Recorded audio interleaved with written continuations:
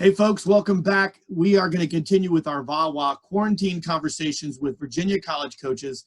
And today we are so fortunate to have George Mason University leader Frank Beasley. Frank is just finishing his third season at the helm of the Patriots. He's also been the head assistant at North Carolina State, at Binghamton, at Buffalo, at Bloomsburg. A lot of B's there in your first beginning there. The Bloom, the Bing, the Buff. But Frank, welcome. Talk to me a little bit about what's going on, and I know in this world of quarantine, how are things going with the Patriots? Things are going well. You know, there's not a lot we can do with our team right now. We're just, the biggest thing is staying connected and keeping everybody on the same page. You know, they're all on online classes, so keeping up with them and just kind of knowing what's going on in their daily lives, because everybody's at a different point, right? Some guys are doing great. You know, the one guy, Alex Madrigal, when I talked to him earlier this week, he said, "I'm thriving in quarantine. My dad bought us an at-home mat. He's got a younger brother that was a national qualifier this year for Oklahoma." He said, we're getting our workouts in. My classes are going great. He's like, "I'm thriving in quarantine."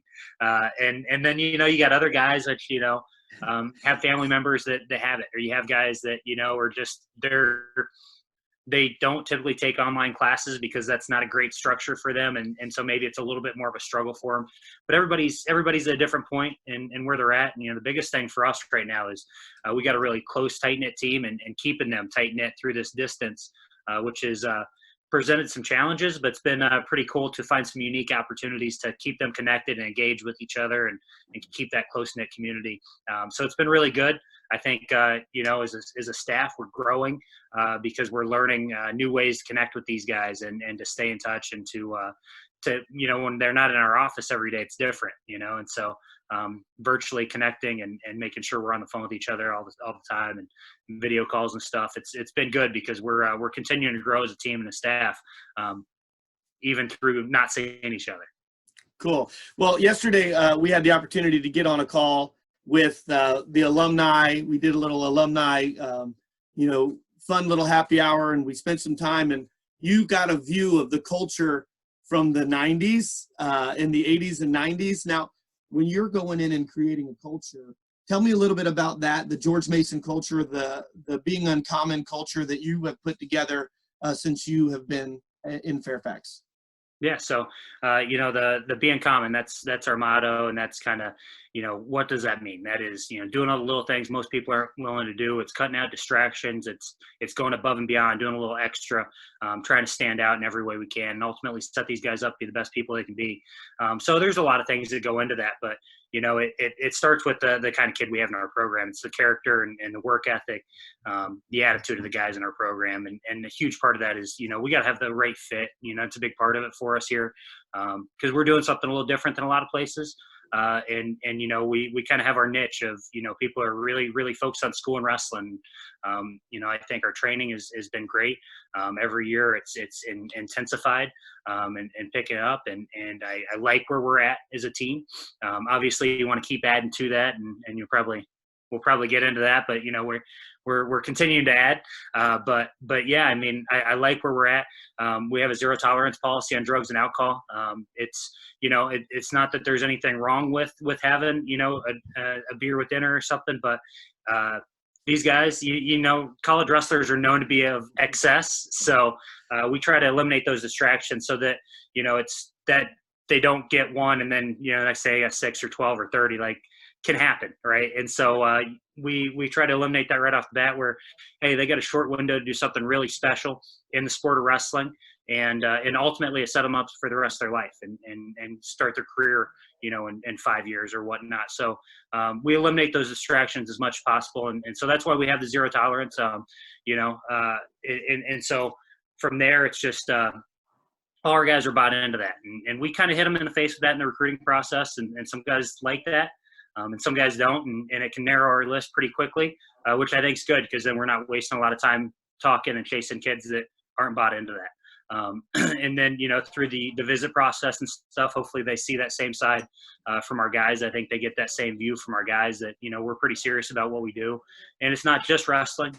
You know, obviously they're coming in big part because of wrestling and our staff, and we got a great staff. I'm fortunate to have some really good assistants that make me look good. But it's academically too. We had the highest team GPA in program history this past semester, and we're expecting to break that this semester. Obviously, this online thing has got me a little bit nervous just because some guys aren't used to the online, but I think we're gonna break it. The academic All-Americans haven't been announced yet, but I believe they will be next week, and I think we'll have the most in program history. Last year we had 2, so we'll see. I also think we'll be in that team ranking based on where we're at with the team GPA, but we'll see. We had the most academic all-MAC selections this year, our first year in the MAC, so that was pretty exciting too.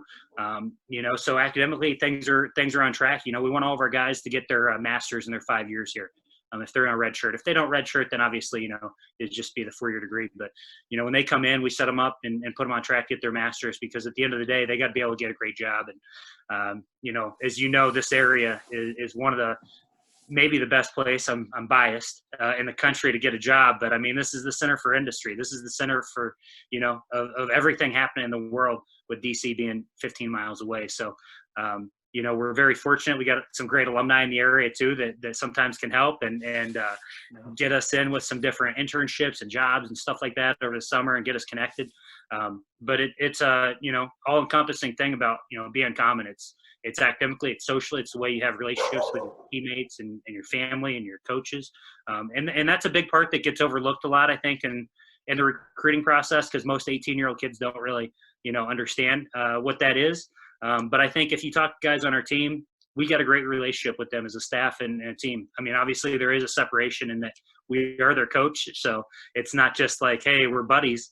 But I think we do a pretty good job as a staff of walking that fine line of, I love these guys and my assistants love all these guys and we love each other.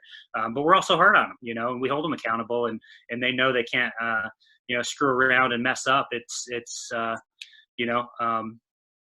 pretty structured and regimented in everything we do. And so that's a year-round kind of philosophy of 365. It's not just, hey, during season, we're going to crack down and do this. It's year-round. These guys are through the RTC, because obviously with NCAA rules, they can't be working out in summer, but, these guys are very involved in their training in the off season and whatnot.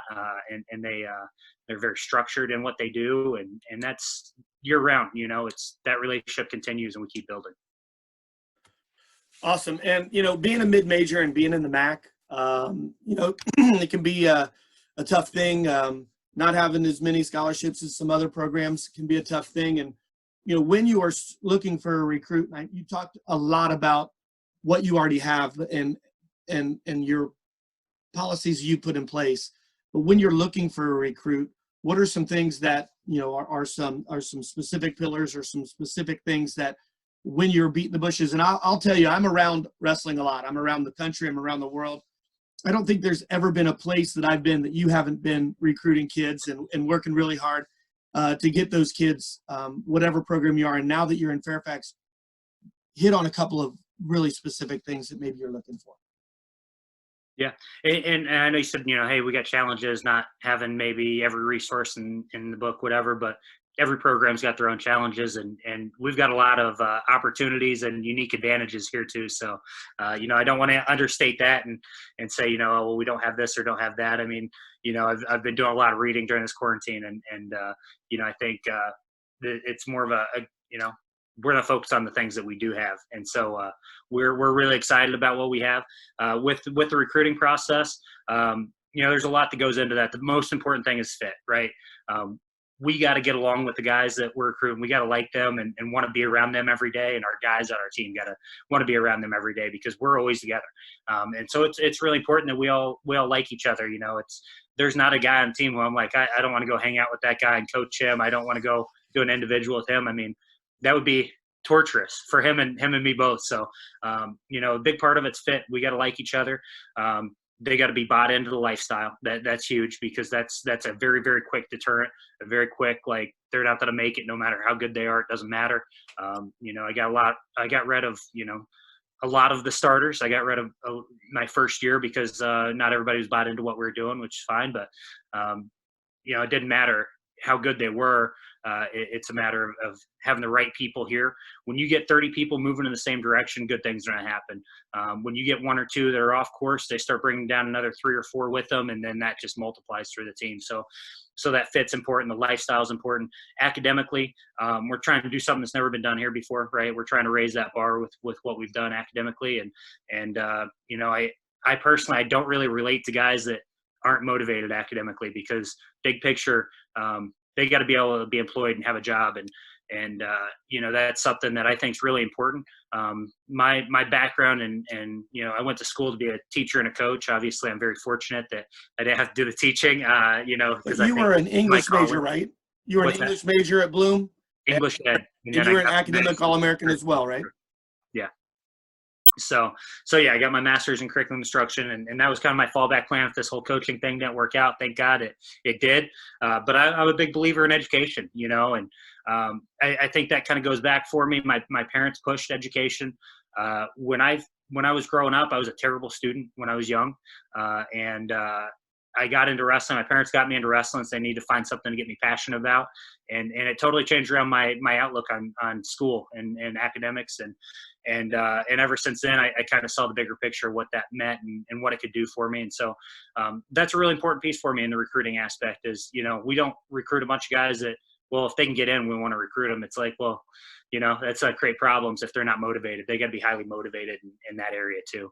And then obviously they got to have some talent and some ability, that's part of it. I'd be lying to say that, we'll just take all these kids that don't have any tools in the shed.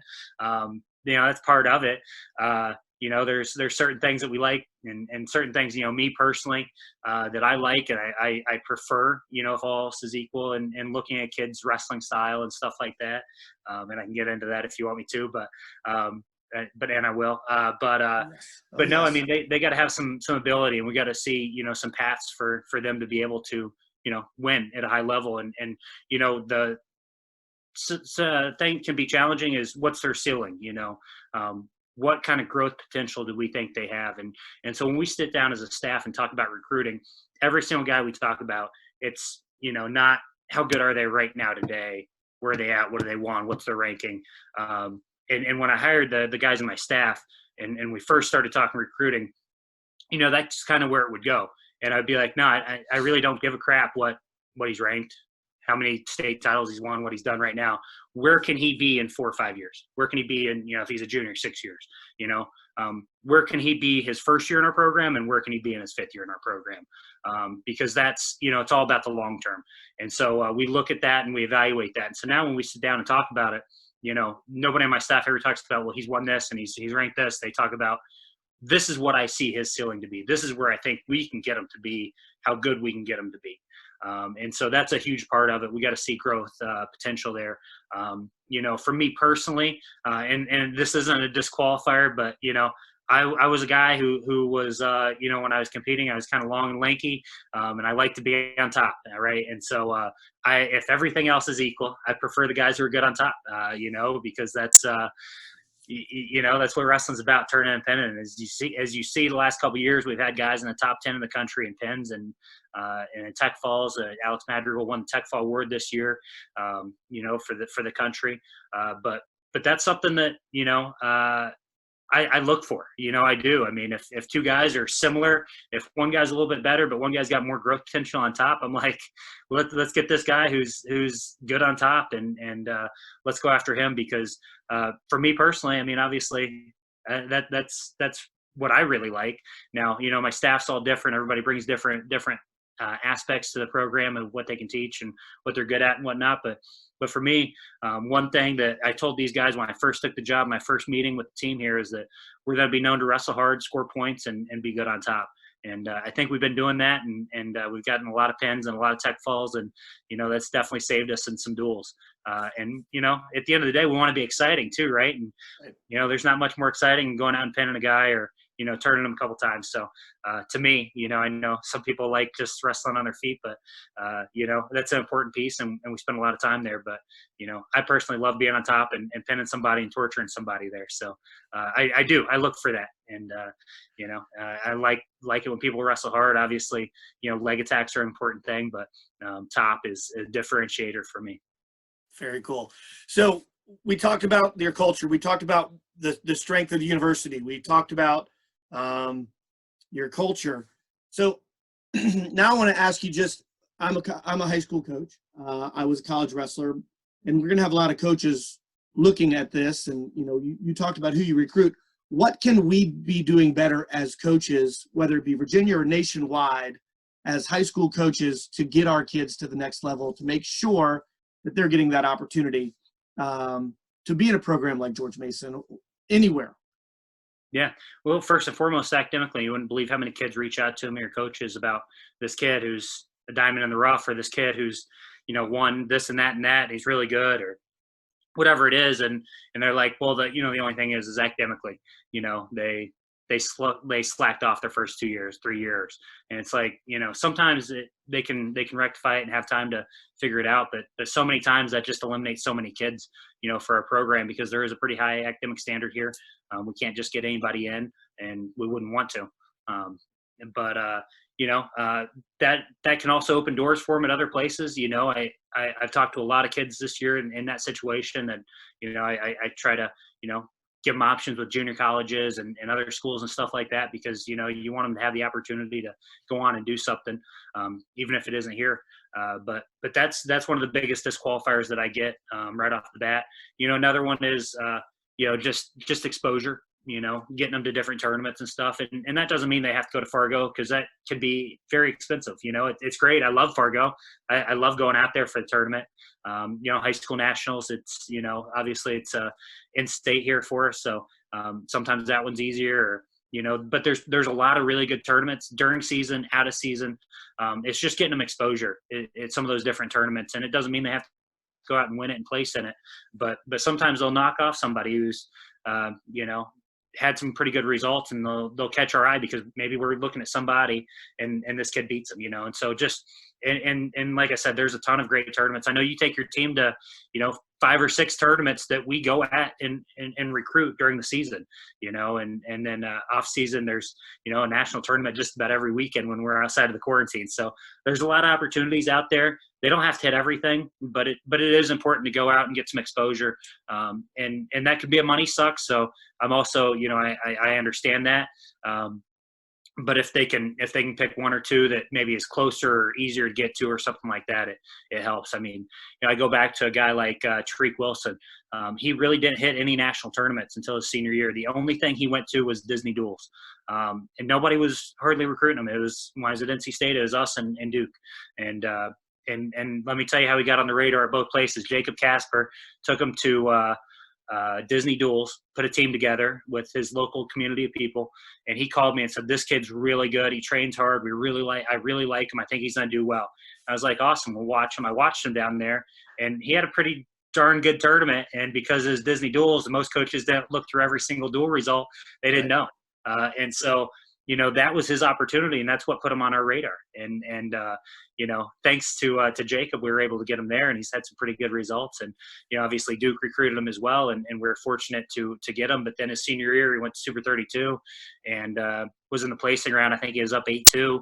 And I was like, all right, well, everybody's about to get on him here. And he got headlocked by Moore from Ohio, who's a kid that pretty good too. Have a rivalry with, who's pretty good, yeah. Pretty dang good too. And nobody saw him because he lost in a round of 12, or not many people, reached out to him after that. And thankfully, we saw it, but we watched that round of 12, we watched that round of 16, because there's some pretty darn good kids in that situation that just, hey, he got headlocked, big deal, and he's pretty good. So there's a lot of opportunities to go out there and catch somebody's eye, and then obviously if there's a place that kid's interested in, they should reach out to the coach. we get a lot of emails and stuff from various kids, and I'm not always the best at getting right back to them. I with my emails and whatnot, but we read every single one of those. Our staff goes through them. We talk about all those kids and everything, and that's an important piece of it too, because you got to be your own best advocate sometimes if you don't have those, maybe state or national credentials. Awesome. Well, I'm a very proud alum. I'm a Patriot. I bleed green and gold when I'm not bleeding the blue and gold from Robinson. But I'm really proud of what you guys are doing, and it's exciting to watch. What are some things that over the next couple years you're really excited about? And then I'll give you a little chance to kind of close us out. But what are you really excited about? I'm just excited about the guys in our program, the guys we have coming in, and the guys in our program. Like I said, going back to the recruiting, we are very picky when we recruit, and when we have some great young men in our program, they're going to be really successful in college, and they're going to do some really big things. And moreover, they're going to be great people in life, and they're going to change the world. And they're special people, and so I'm really excited about watching them grow and develop. Like I've said it a couple times, I'm really fortunate to have the staff I have with Cam Eppert and Mike DePalma. Those guys are rock stars. They're amazing. They do a great job, and I couldn't be happier to have those guys here and on board with what we're doing. So continuing to help them grow and develop too. And they push me to be better all the time. So really appreciate, the work that they're putting in. And I want to make sure that I hit on that, because they do a great job, and they make me better as a coach. So yeah, really excited about where we're growing and where we're headed. We're going to keep building this program. Everything I do is with the long term in mind. Nothing is there is no overnight sensation, overnight Band-Aid to success. If it happens, in a year, in weeks or months or whatever, probably is temporary and not very good, and probably not very good for you. So everything we do is with the long term in mind, and so that's kind of how we're building this program, and we're going to build it for the long haul, make it something you'll be proud of. Long after my coaching career is over, and I'm in retirement, being the fan in the stands. So that we got a long time for that, because I don't think that happen anytime soon. But that's my expectation, is build this program into something special for the long term that will always be here long after all of us. Awesome. Well, Coach, it's been a great day to have a conversation, and I really look forward to watching and being a part. Being in the stands. And I know that, as an alum and in the community, we all need to do a better job as wrestling fans to get in those stands, to make time for you all. And I appreciate the time that you're taking to build men and to build, people in our community. And I just look forward to your future. So thanks a lot. Thank you. All right.